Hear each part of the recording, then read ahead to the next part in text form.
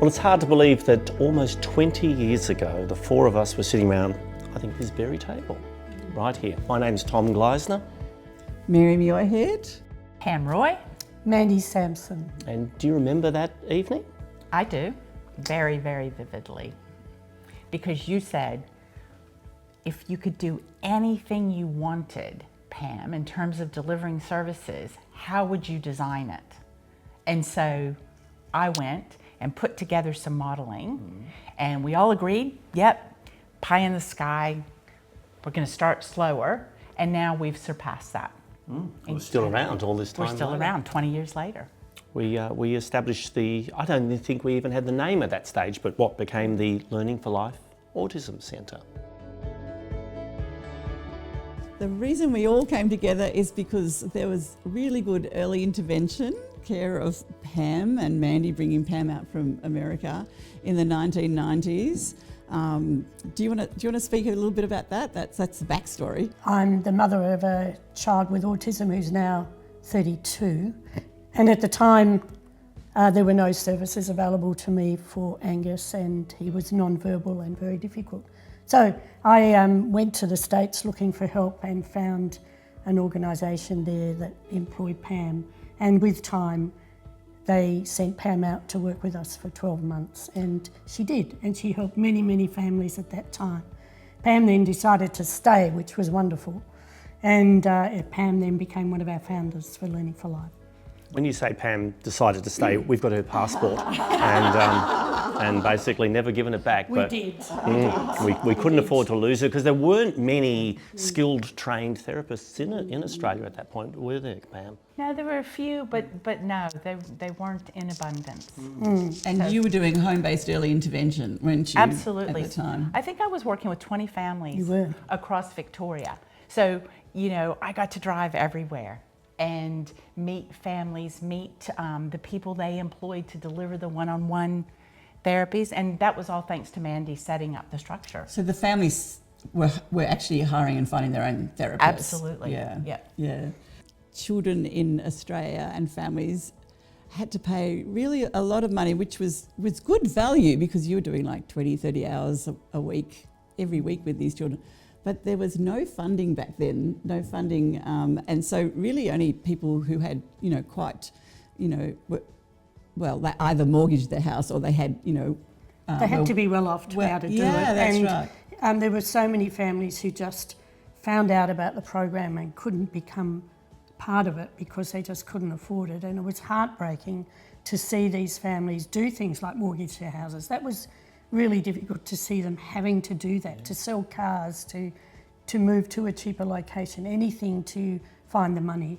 And that was really the basis of why when I found you and you were interested in the same sorts of things of being able to fund families who couldn't fund themselves, it was such a relief to find there were other families. We would just maybe fund one family. I think that was our first idea. Possibly. It was like, that would be great. And then we thought a little bit more and thought, that would be such a drop in the ocean. So, and all of us together, we thought it was a social injustice really. And so we set up the charity side of it so that we could fundraise to subsidise programs. Mandy being a doctor and having a research and a clinical background, insisted we do research from the start, which is pretty good, otherwise we would have just rolled along. Well, our mission was really to help children with autism, kids whose families couldn't afford the full program, and so we wanted to fundraise for that, and Mary has been a remarkable fundraiser over the years. And the other things that for me were really important, that there was no progressive pathway for our therapists to progress to more senior levels to gain qualifications. There weren't qualifications for them. There weren't things they could do to study. And so we set up, as well as part of that, one of our mission statements is that we wanted to set up training for therapists to further their professional life. And then the third thing was research to prove that what we were doing was helping children was incredibly important for us to maintain our standards and our reputation over the years. My memory of those very early meetings is that we didn't really have a clear game plan or a goal that we were going to get to this particular size or achieve this number of hours of therapy. We just said, let's see what we can do, what we can come up with. Our mantra all along, one of my mantras is that we do the best we can. So we thought we would do the best we can. Of recent years, the mantra's been expanded. Maya Angelou says, you do the best you can, but when you know better, you do better. So I think we went searching for how we could always do better, always do better. And Mary's got that as a tattoo. She'll show it to you later. It's quite long. But I think in some ways, I think naivety was our friend. I look back and I go, we had no idea what we were doing. The business side of it, the board. Excuse me, we have an accountant. She was good. Actually, Pam, you were an accountant in the previous lives. And we had board members from that very early stage, even though we didn't call ourselves a board, who had skills, who knew how to do things. Yes, we found the people with the expertise along the way. And we did start very small. The first year we only had two children, and 3 or 4. And I think the second year we went to 4. Like it took time for us to establish ourselves and get moving. And I think we only had 3 or 4 staff. And I think that was probably one of the biggest challenges, was there was so much to do.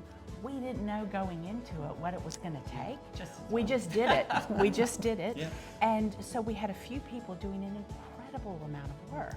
You know, we look back at Naomi and Kathy, and it was absolutely amazing what we accomplished without knowing we were going to accomplish that. 2004, so our 20th birthday, is celebrating setting up the charity and registering the business, setting up as a charity, and doing our first fundraiser. Yes, well, fundraising, that was probably where we came in, or Mary in particular, because we realised we just wanted to help as many families as we possibly could. And to do that, we needed funds. And Mary, who I don't think had ever so much as organised a school fete. Kindergarten fundraiser. Sorry, kindergarten fundraiser expert. But you said, well, I'll see what I can come up with. And the first fundraiser was on November the 19th, 2004. It was twilight on the balcony. And it was in a boathouse down by the Yarra. Melbourne Uni Boathouse. It was wonderful. I would not have stepped over the threshold without having you at my side, Tom, because you were our front person. I could hardly barely speak in front of people. It was like, oh no, Tom, you have to say this and you have to say that. And you would host all our events, as you still do. There's no way we would have fundraised without you. So Twilight on the Balcony was probably 100 or so people. We had Glenn Robbins dressed as Kel Knight from Kath and Kim at a barbecue. I don't think Glenn has ever done that before. We put an apron on him and he was cooking the sausages on the balcony. Yeah, so I mean, sure, there was food Stayed poisoning. in character the whole night. He did, which was great. So that was, again, I think that speaks to those early days where it was a wonderful combination of enthusiasm and a bit of naivety, and just let's just do it. So we raised some funds, and every time we raised a bit of money, it went straight into funding therapy hours for kids. The child is in, the Learning for Life children is in the centre of everything that we do, and the village is the idea that there's these concentric circles surrounding and wrapping that child and their family and supporting their family, and that involves the staff and all the people who interact with them and their learning and their development, all the things that each child as an individual needs to learn. And around that is all the schools and where our staff goes out and works within schools, or the educators, all our supporters, the philanthropic people come to our events, people who make donations, family foundations, all those things. They're all the circles of our village. So that was probably our biggest, that was one of the things that I find as a big highlight, was building the village. For me, one of the biggest changes has been the funding models that we've had come and go, and getting some funding, any funding. It seemed remarkable with those early funding models. One was the first one The FAXIA Helping Children with Autism yes, that's package. Right. And that seemed like just the greatest thing at that time. And then finally to get the NDIS funding come through for our families has been huge for our families. And I think that's been a huge highlight. It certainly has. It certainly has had a huge impact and changed the demographics of the families that we work with. So, especially with the NDIS coming to us, families who would never have contemplated doing this type of therapy are now calling us because they have funds to be able to access it. It's created challenges because the funding packages aren't necessarily covering all of the hours that we would like to do from a clinical point of view, but it gives everybody some type of access. And then that's where our philanthropic support comes in. You know, we would not exist if we didn't have the donations, the philanthropic support, the NDIS. We wouldn't be able to keep going. Absolutely. When the NDIS first came, we were fortunate to receive funding to have someone do all of the research into the NDIS, what it meant for us, what it meant for the families that we were providing service to. And there was not a requirement that you become a registered provider. So we had families come in and out, but what we realized was that the funding that was coming for kids who had complex needs, in order to deliver those services, we had to be a registered provider. That was an area that wasn't being covered by very many organizations. So we said, as we always did, where's the gap in the services?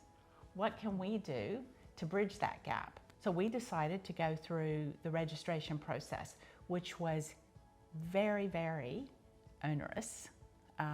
It was very time consuming. I think the phrase pain in the arse might have been used. And we were And really expensive. And Well, we actually had expensive. to put staff We had to employ yeah, a staff member to do it. Yeah. Absolutely. Yeah. And you know, it was a team effort to achieve the registration, but we wouldn't have been able to do it without Victoria Crane. Yeah. You know, she was the person that came on.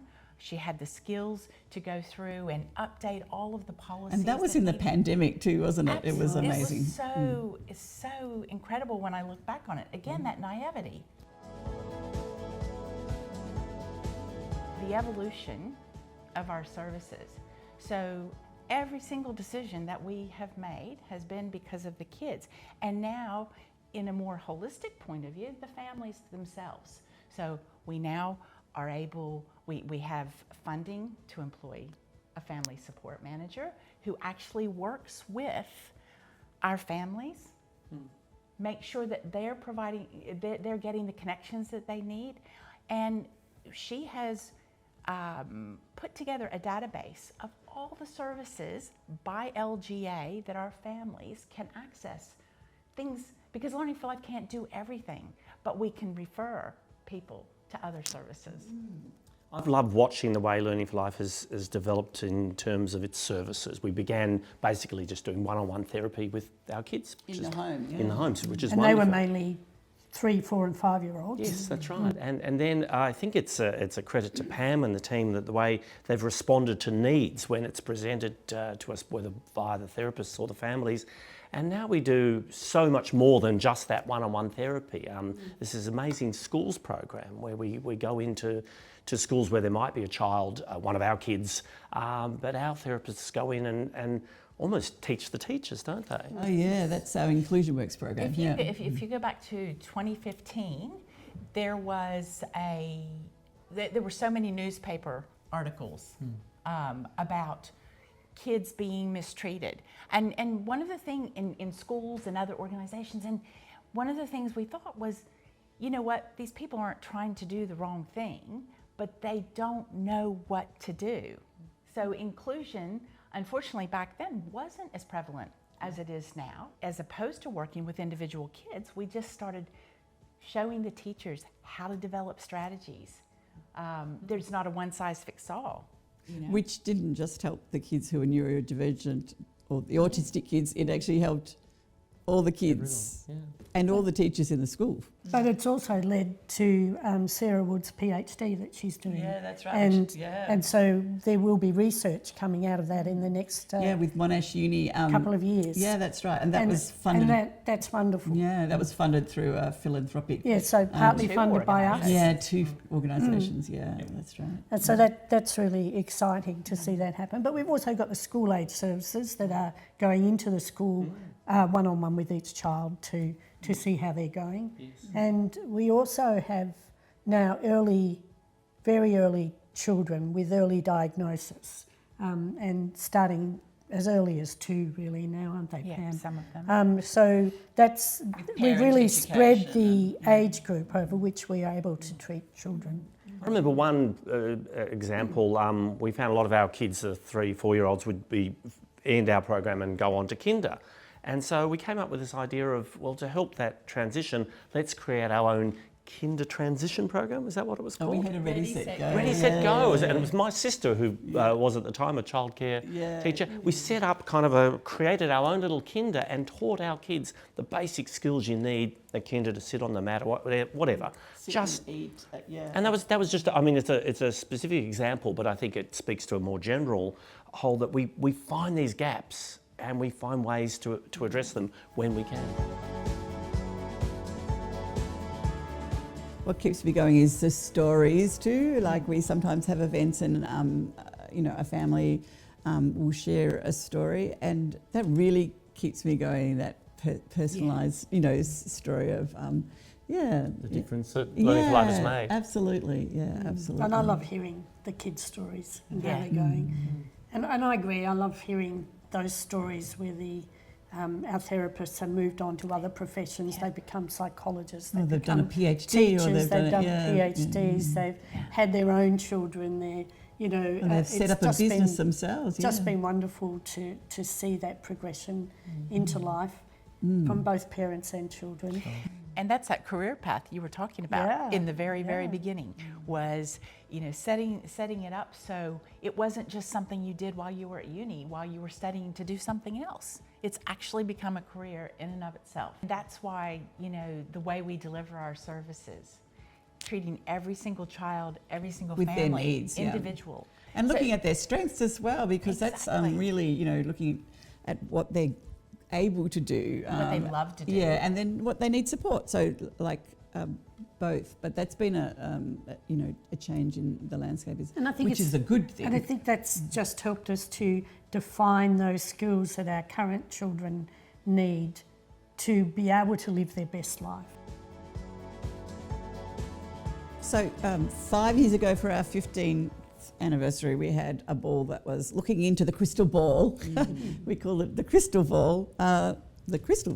And we asked about hopes and dreams, remember? We asked the families, we asked, the staff, we asked the founders, what are our hopes and dreams for the future of Learning for Life? What are your hopes and dreams for Learning for Life? That we can continue to grow and find inventive ways of meeting the needs of our families. We continue to listen to our families and our supporters and deliver the extraordinary services that we have been doing for 20 odd years. I'm sometimes a glass half full, a glass half empty, and sometimes I worry. I'm a worrier. I worry about the future, and as with lots of disability organisations, with the current setting, the NDIS is in a state of flux and reform. So the reforms hopefully will be really, really positive. They will take a while to come in. But the uncertainty that it gives us about where the funding will come from and how much it will be and who it will be applied to and how we not how we access, but how our families access that funding that they need. I think that has really been apparent within over the last 12 months. And it's been harder and harder for us to look into the future and go, what is ahead of us exactly? How are we going to navigate this? And we realise that we have to be really quite proactive at moving quickly when things do change, assessing things properly, really thinking about it so that we can move quickly.